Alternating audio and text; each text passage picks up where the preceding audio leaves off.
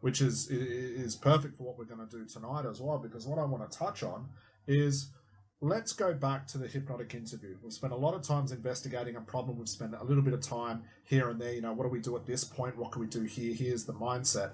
What I want to do is open up the hypnotic interview to a new level of thinking. Okay? So in order to do that, let me first grasp your understanding. If I was a freshman of hypnosis and I said to you, Michael, what is the hypnotic interview? How would you explain that to me at a very basic level? What's your understanding? What is it for? How do you do it? Give me a brief understanding. Okay. What's its purpose? Its purpose is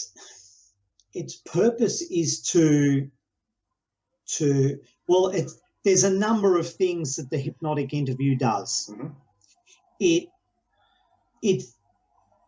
It opens up the conversation between the hypnotist and the client. Sure. In such a way that the hypnotist can work out whether it's a conscious conversation that he's having, yes, or whether there's some unconscious conversation going on. Correct. And in doing that enables to see whether there's something hidden. Yes. Whether there's something, because predominantly there's something underlying. If it was all so easy, we'd have a chat and you go, oh yeah, well that makes sense, and you wouldn't do it again. Correct. So it's about subtly pushing the conscious mind to one side. Mm-hmm. and having the conversation that you need to have in order to get the client on the path of change. Yes, great analogy. I like what you said there about revealing what I call them as a general basis the unconscious clues, and they are hidden. If they weren't hidden, your client would be very aware of them consciously and be able to fix their own problem. The reason these clues are hidden is because that's the role of the unconscious. It views these hidden clues as either not necessary for you to know consciously, too dangerous for you to know consciously, or it just forgets they're even there and just stores them and moves on with its life. If we were just to grasp an analogy. Because quite often it goes A plus B equals Z. Yes. Right? It just adds these things up and it says, well, that's the norm. Yes. I've seen it that way for a long time. It's the norm. Now, to take your analogy, which is perfect, I love that, is to say now our job as a hypnotist is to prove that the unconscious mind is wrong and say, no, it's not A plus B equals Z, it's A plus B equals C. And I'm going to spend my time with you as the hypnotist to convince you that realizing it equals C will be better for you. Now, we know well enough that once the unconscious mind gravitates towards an idea that A plus B equals Z, to use your analogy again, it has no reason to budge unless you debate with it. Yeah. Unless you win that debate with it and prove otherwise that, you know what, the Z outcome is good or was good, but the C outcome is so much better. Yeah. Okay. Now, what also the unconscious mind does, the hypnotic interview does, not only revealing these clues, and these clues can only come out through conversation. Now, you'll know when you hit something because as your client says it, they'll look at you quite surprised and almost with a reaction of, wow, I didn't know that was in there. Oh, I never thought of it like that before. Wow, I never viewed my problem like that just then. You've heard this with your clients before. There's the unconscious moments in action. The hypnotic interview not only reveals these hidden clues, but what it allows to do is definitely free up the unconscious mind to speak its truths, if you will, to have more of a conversational feel to it. But what it does as well is it starts to prepare the trance in the background. So as you reveal these secrets, or as you reveal new outcomes, as you reveal resources, which is all an unconscious thing through conversation, the unconscious mind stores them in the trance that awaits the client to fall into. Does that make sense? Yeah, it's like you're priming. Yeah, that's the whole version. But it's done during the interview Yeah, process. the whole thing is priming. Everything you say to a client before they quote unquote go into trance could be construed as priming. Mm. It means that if you prime incorrectly, you're going to have an incorrect trance.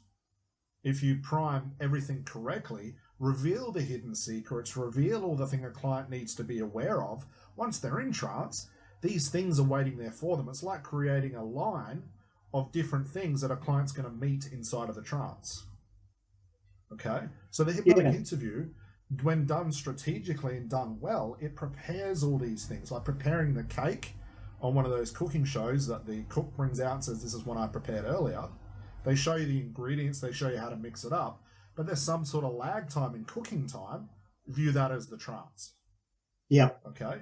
So we know, and what we're going to go through tonight, we're going to pick up the same drill again, is we know we need to investigate a problem. And we know this based on one thing, that all problems exist unconsciously. And the only way to find out what the real problem is to chat to the conscious mind and allow those little slips or little secrets to reveal themselves. And it comes back that as the hypnotist, if your client comes in and says, Michael, I'm sitting down, Michael, I want to quit smoking, you can't take that at face value, because then you're fixing the wrong thing. Yeah. It's the same thing with weight loss, anxiety, drug addictions, fear of heights, fear of spiders, this, or this, whatever the context is. We always need to remember in the back of our mind that this is a client's guess. This is their best guess. And 9 times out of 10, the thing your client, the problem your client gives you is the scenario of, when this happens, I do this. You know, when my boss yells at me, I get anxiety. Or when my wife starts smoking, I feel like a cigarette as well. They're giving you scenarios. We can't work on scenarios. No. Okay. So I'm going to present myself as the client. Let's just do the hypnotic interview. And I want you to keep in the back of your mind is, how creative can you be with your questions? We want to get so darn creative that you even surprise yourself with the questions that you ask. Okay. So I'm now your client. Again, I'm going to start with the context of, Michael, I smoke a lot of marijuana, and I want to give it up. That's all you know so far. Let's pick it up and see what happens. Okay. So, Scott, smoking a lot of marijuana. Yes. How much is a lot? Well, I smoke $100 worth a week. Wow. $100 worth a week. Yes.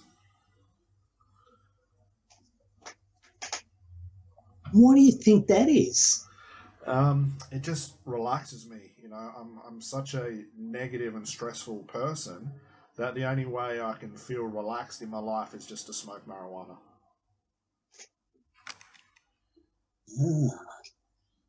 Negative and stressful person. Yeah, my mind's always negative. I'm always thinking about negative things. My life just is always bad, and the only way I can escape that is to smoke marijuana.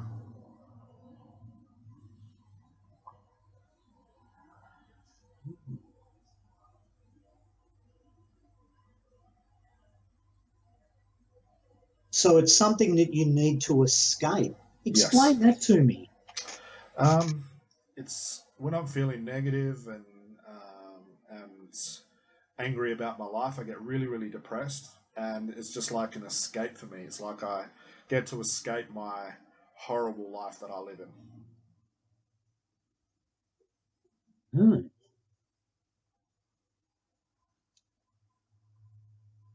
So tell me more about this horrible life. Well, I don't have a girlfriend. I don't enjoy my job. I've got no friends. I really don't have any money. I don't live in a nice house. Just my life didn't turn out the way I wanted to. And the only satisfaction I have, the only thing that makes me happy is to smoke. But at the same time, I know it's not healthy. I want to do more stuff with my life. I just can't give it up. I think it's the thing that's keeping me stuck where I am. How does that work? All my time goes towards it. You know, instead of going out to find a new job or go out with friends or go find a girlfriend or try and improve my life, I just would rather sit at home and smoke.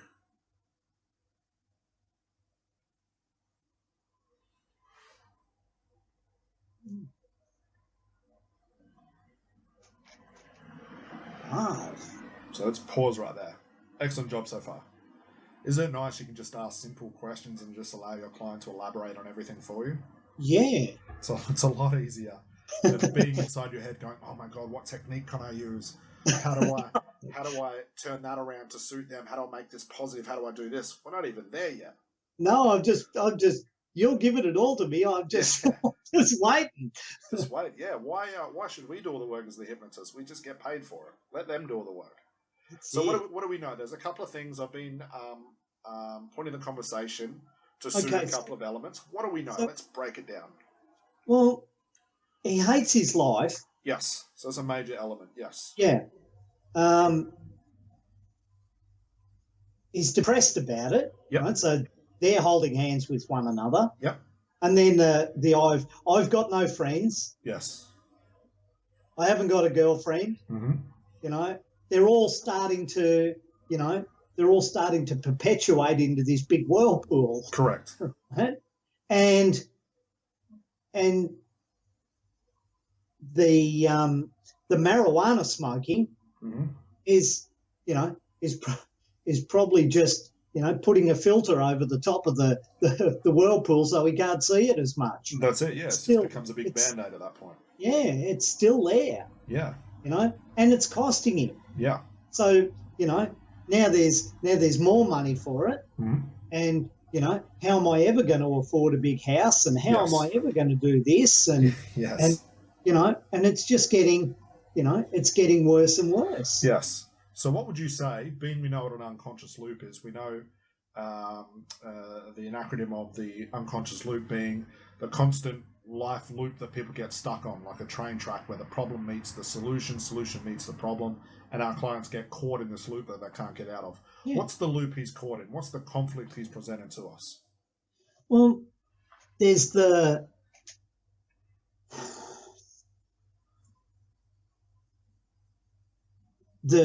opinion of the whole lot is that his life sucks. Yes. Right? So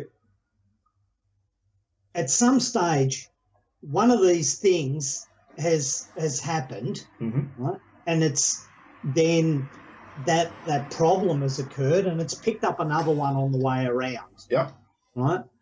So I'm thinking to bust apart. I'm busting apart the problem or one of the problems and see where that leads me. Yep. Because at least if I get a chink in that armor, yes, his next scan of the whole problem, yes, might reveal that one wasn't really as bad as what he thought. It just, it seems that bad because he's having a shit day. Yeah, absolutely. Right? It could be based on all our emotional things. I'm erring towards picking one, either friends or girlfriend, right?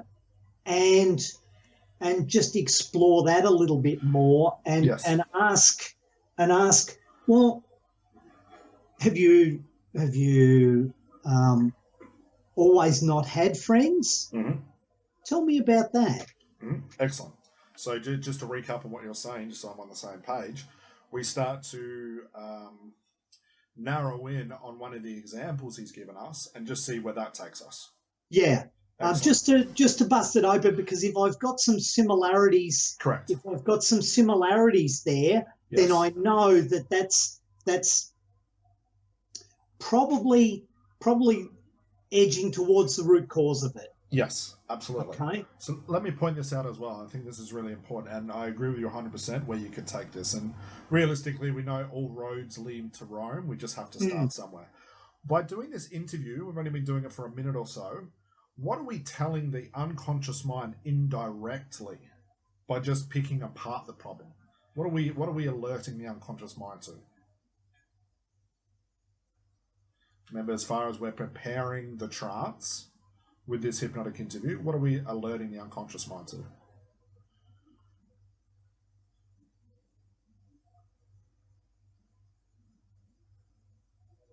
That how it perceives the problem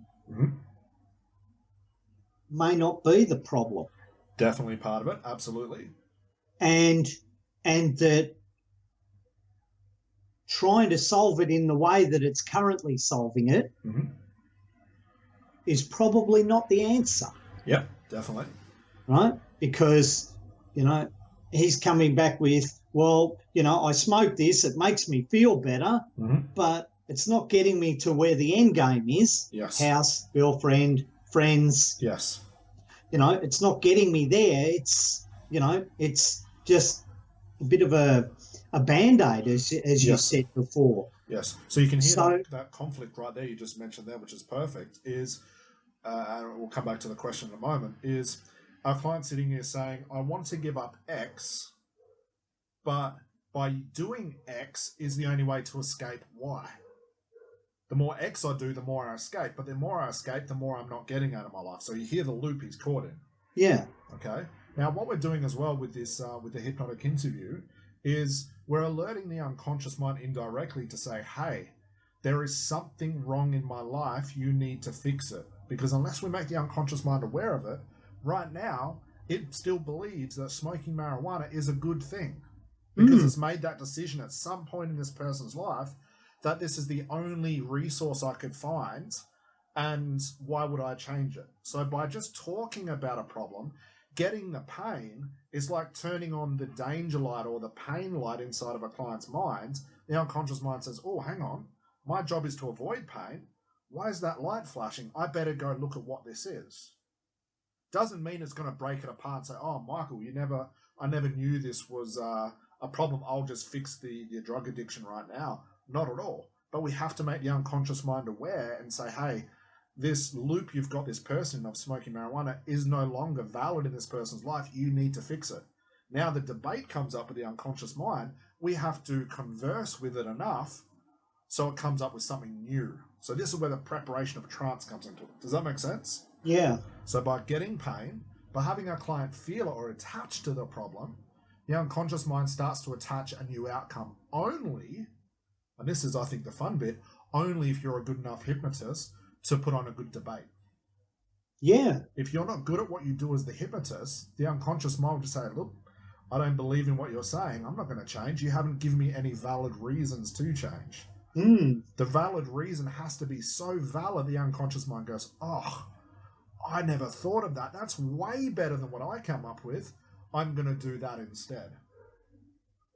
But until you have that debate, until you have that conversation and elicit the right trance, it has no reason to change. Consciously, the problem is a problem, but unconsciously, the unconscious mind doesn't have to change because it doesn't view problems. It just thinks it's always doing the right thing. Always, bar none. It's always doing the correct thing. Your job as a hypnotist is to debate otherwise. Say, hey, you know what, unconscious mind?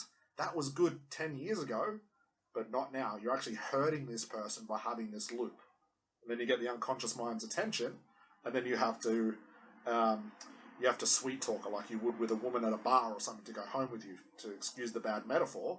But she's not instantly going to go home with her. You have to make a good reason why she should lower her inhibitions, maybe go against her own moral values, and go home with you, as a crude metaphor.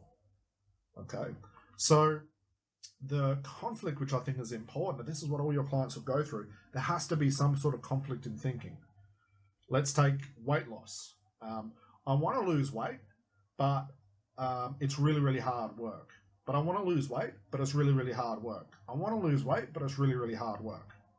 That's the loop. Right now we've got a loop with this conflict, which is to say, Michael, I hate my life. The only way I can escape my life is to smoke marijuana. But every time I smoke marijuana, it's not giving me the life that I want. But I don't have that life, so I'm going to smoke. But every time I smoke, I don't have that life. And that's the loop we're caught in. Yeah. So we have to break that. And you're 100% correct in what you said, is I've given you a lot of different scenarios. So now you've got to pick, which one are you going to start with? Is it going to be the girlfriend, the friends, the smoking, the this, the that? Your job right now is just to narrow things down and not make everything so abstract. Does that make sense, just as an intermission? It does. Excellent. So, and what I'm curious about mm-hmm. is because you know that smoking marijuana alters the way you think about things. Yes, I do. Yes. Yeah, and in knowing that after you've smoked it, you'll be thinking about things differently to how you would normally think about things. Yes. So I'm wondering Mm-hmm. whether this smoking is compounding the issues for you, Mm-hmm. and in that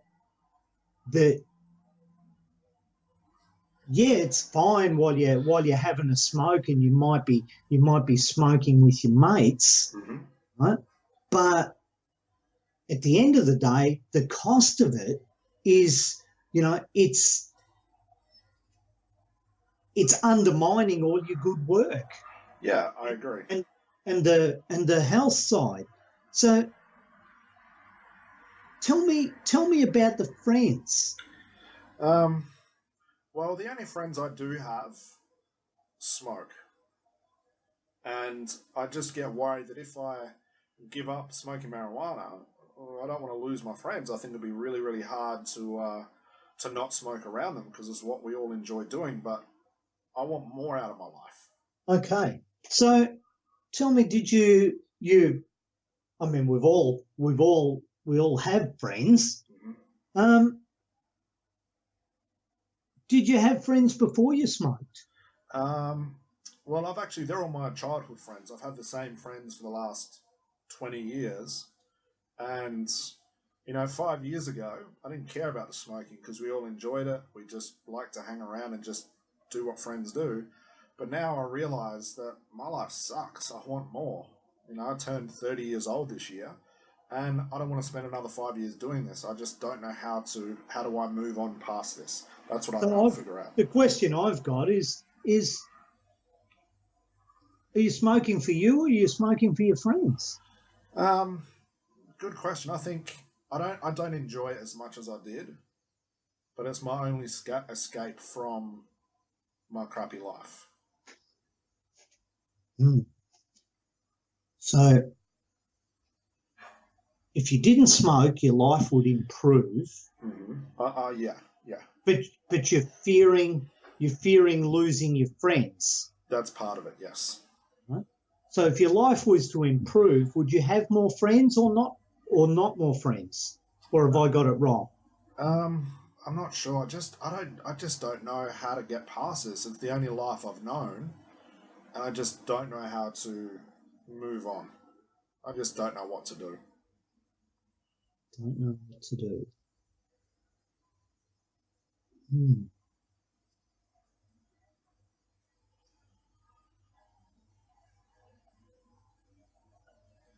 So what are you curious about? I'm curious whether you actually want new friends, or whether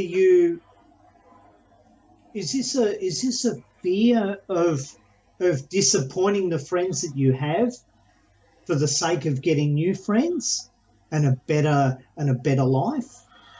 At the end of the day, if I had the choice, I would give up all of my friends if I could stop smoking. Because I know my life would improve, but I go to want to improve my life, and then I'm so impatient that I'm not there yet, and I just go back to smoking because it's the only way to mask my crappy life. So what's your time frame on this improvement? When would you like it to happen? I just want to be doing something every day. I reckon I'd feel really accomplished if I gave up smoking and just improved my life one little step at a time. I just don't have that feeling in my life. Like my life's just not worth anything. Just a smoker, that's it.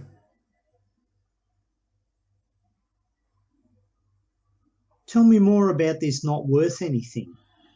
Well, it's all I know. It's like, that's who I am. I want so much more in my life. It holds me back. It keeps me here. I just don't know how to do it. I've run out of ways to even try and stop.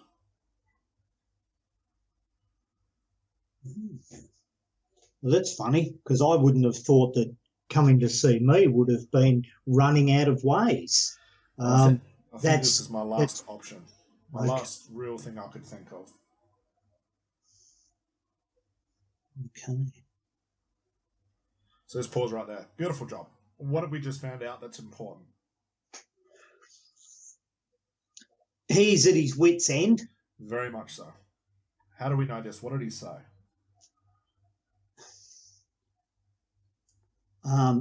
I've tried everything. Yes. And short of busting into mind-bending language, I didn't want to bend anything back and get him all bent out of shape about it. Yeah, we don't have to go there. Yeah. I'm still trying to pick it apart. Yep, absolutely. Because regardless of language, regardless of technique, it's all just going to get reflected because he's not where he needs to be. Yeah. What's important, I think, as well, is you'll hear this a lot with your clients, and hopefully now I pointed out, is when your clients start saying stuff like, I've just run out of options. I've run out of ways to do it. I just can't think of any more. Do you think that's a good indication or a bad indication? Well, I think that's a really good spot to be in. Yes. Why is that? Because you've got some buy-in to solving the problem. Yep. So there's going to be a lot more motivation because there's no way out of it. That's it. Good. It's it's this or nothing. Yeah. Right. It's all or nothing. So there's a fair bit of commitment. Yes. Yes. When your client starts talking in ways of, I've run out of ways, I don't know anything else outside of this, I've run out of this, that, or the other, that's a really good place for them to be, because the suggestions you give later can no longer be argued because they've got no leg to stand on, because they don't have anything else. Yep. It's like they've consciously, and we know this is all conscious, they've consciously ran out of ways or ran out of excuses about why this can't happen or why that can't happen or why they won't have this, that, or the other. What tends to happen with why your clients relapse later on is because the options you've given are good for a couple of weeks, as you talked about with your client before, are good for a couple of weeks, but then they've still got other resources that are still in their mind that could be a possibility as well that they'd like to try out. So you have to exhaust those and almost convince your client that, hey, all the things that you can think of will never work. You can't say that to them. But all the ways you think, as creative as you think you can be to get past this problem, it's not going to work, so why even bother? Because we know that's all conscious. So when a client comes in totally exhausted, it's a really good place because those things can't come back and jeopardize the suggestions you have later. Okay? And I'll let you know the conscious mind is just out of plans. It's out of things. Yep. Okay. So what else do we find out by picking apart the problem? What are we starting to understand as being the real problem? The friends things died away, which we know that's just another scenario. What are we finding is the real issue right here?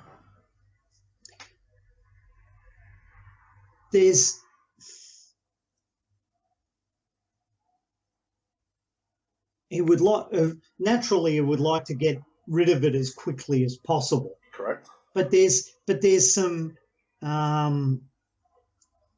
preparedness there that he's happy to do it one step at a time. Yep. But he needs some guidance. Yep.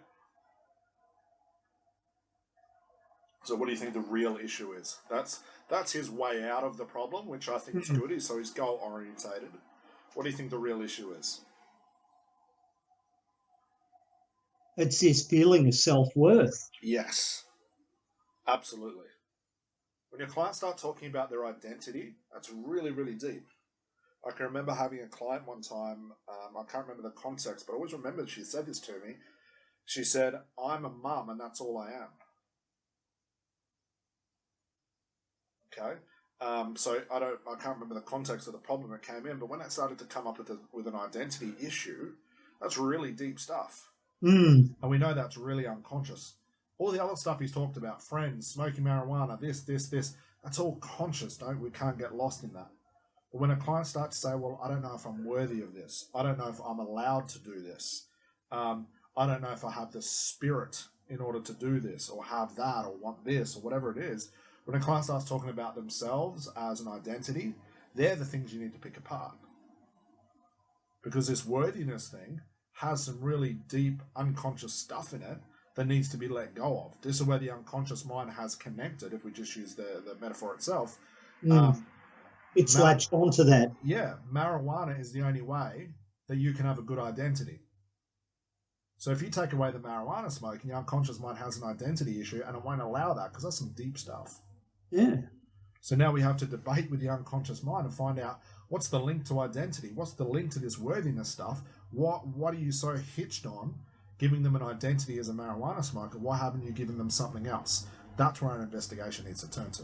Yeah, well, I'm at the moment I'm thinking, what happened along the way that you had to latch onto that? Exactly. What made